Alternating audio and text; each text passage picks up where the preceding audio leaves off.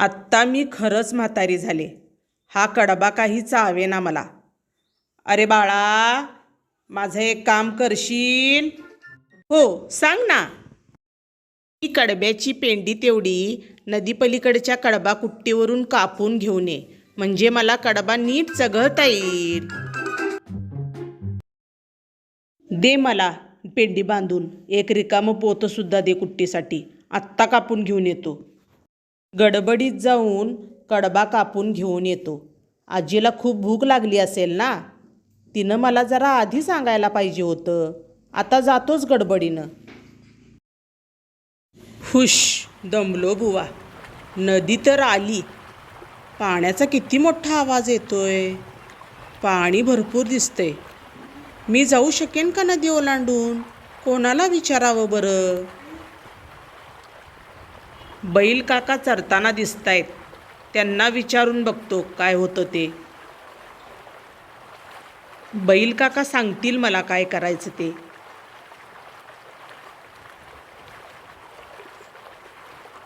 बैल काका, मला नदीपलीकडच्या कडबा कुट्टीवर जायचं आहे, आजीसाठी कडबा कापून घ्यायला.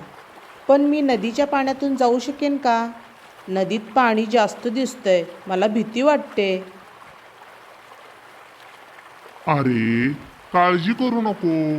गुडघ्या इतकंच तर पाणी आहे. आरामात जाशील.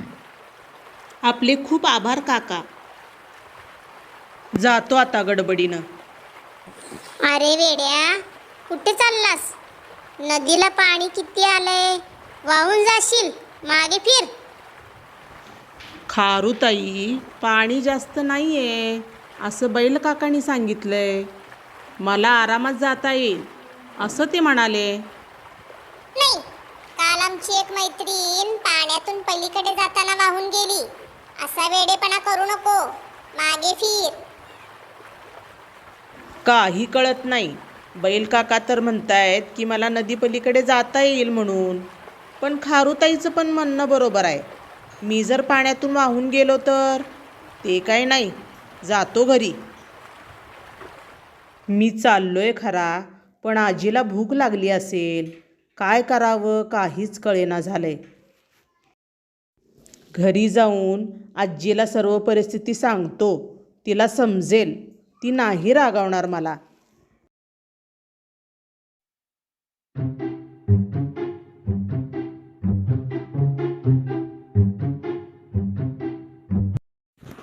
का रे लगेच परत आलास? कुट्टी बंद होती का बाळा? नाही गाजी, मी कुट्टीला गेलोच नाही. नदीपासूनच परत फिरलो. नदीला पाणी खूप जास्त आलंय. अरे, असं कसं होईल? सकाळीच तर गाढवदादा आला नदी पार करून. त्याच्या पोटापर्यंत सुद्धा पाणी नव्हतं असं तो म्हणत होता. अगं, मला बैल काका म्हणाले की पाणी कमी आहे. पण खारुताईनं सांगितलं की तिची मैत्रीण पाण्यातून वाहून गेली. मग मी घाबरलो आणि परत आलो. आलं माझ्या लक्षात. अरे, तूच नीट विचार कर. बैल काका किती उंच आहेत आणि खारुताई किती बुटकी आणि छोटी पण ना. मग तिला पाणी जास्त वाटणारच ना. मग खारुताईपेक्षा तू मोठा आणि उंच आहेस की नाही. मग तुला घाबरायचं काय कारण? आजी, हे माझ्या ध्यानातच आलं नाही. खरंच की, आलं लक्षात. आत्ता घेऊन येतो कडबा तुझ्यासाठी कापून. पटकन जातो आणि कडबा कापून घेऊन येतो, म्हणजे आजी खुश होईल. आता तिचं वय झालंय ना, आपण मदत करायला पाहिजे तिला.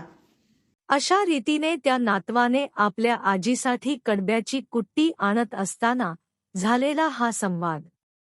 आता आपण यातील काही माहीत नसलेल्या किंवा अवघड वाटणाऱ्या शब्दांची माहिती घेऊ.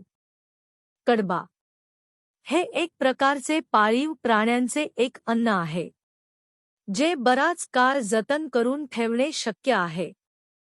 कडबा कुट्टी म्हणजे कडब्याचे बारीक तुकडे. एका यंत्रामध्ये कडबा टाकून त्या कडब्याचे बारीक तुकडे केले जातात. तर मुलांनो, आवडले ना?